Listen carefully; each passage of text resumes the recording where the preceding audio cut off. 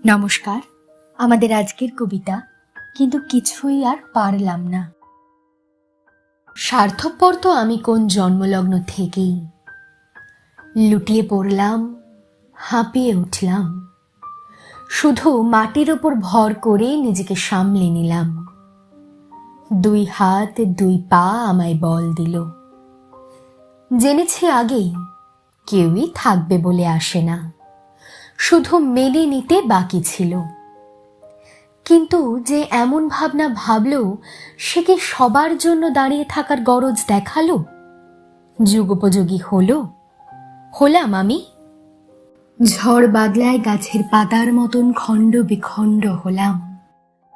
আকাশ জুড়ে আক্রোশময় মেঘের আড়ালে ভেসে থেকে থেকে যেন এক বাহিনী গড়লাম দিগ্বিজয়ীর মতন। নিজেই তো বেঁচে থাকার তাগিদকে বাঁচিয়ে রাখতে চেয়েছিলাম। জ্যোতি ছিল জীবনের অর্ধাংশে, বাকি অর্ধেক অধিকাংশই অজানার। তাকে কি আমি মৃত্যু বলে সম্বোধন করতে পারি? যেভাবে মহাকাশে ঘূর্ণায়মান নীল গ্রহখানি সদা সূর্যকিরণে আধিক উজ্জ্বল আধিক আঁধারে, নিজে বাঁচলাম, সকলে আবছা হলো তবু। সেই সব কসরত দেখে দেখে যেন নিজেও নিজের জীবনের খোলসের হাঁপ ছেড়ে অন্য আরেক দিকে মনোযোগ দিলাম, যেদিকে যাওয়া অবশ্যম্ভাবী। তবু কোনো সুস্থ মস্তিষ্ক জানান দেয় না সেই দাবি। কিন্তু কিছুই আর নতুন করে গড়ে তুলতে পারলাম না।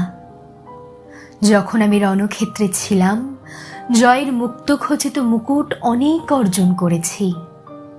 মাথায় পরিয়ে দেওয়ার মতন কাউকে পাইনি খুঁজে, কেউ ছিল না।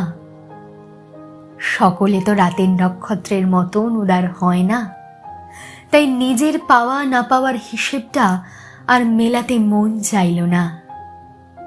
আসলে আমি বেশ নিরীহ ছিলাম, এত নিরীহ নিষ্পৃহ যে স্বয়ং ঈশ্বরও লজ্জিত হবেন। সকলের মুখ চেয়ে করজোর কপালে ঠেকালাম। সকলকে কাঁদতে দেখে নিজের রাত্রেই বিনিদ্র কাটালাম। সব মায়া সুতোর গিট খুলে নিজের ছায়াকে সরালাম ক্রমাগত। কিন্তু কিছুই তো আর পারলাম না। এক শিক্ষার্থী হিসেবে আমি এসেছিলাম। এত বড় পৃথিবীর নিয়মগুলো অনেকখানি অজানা রয়ে গেল।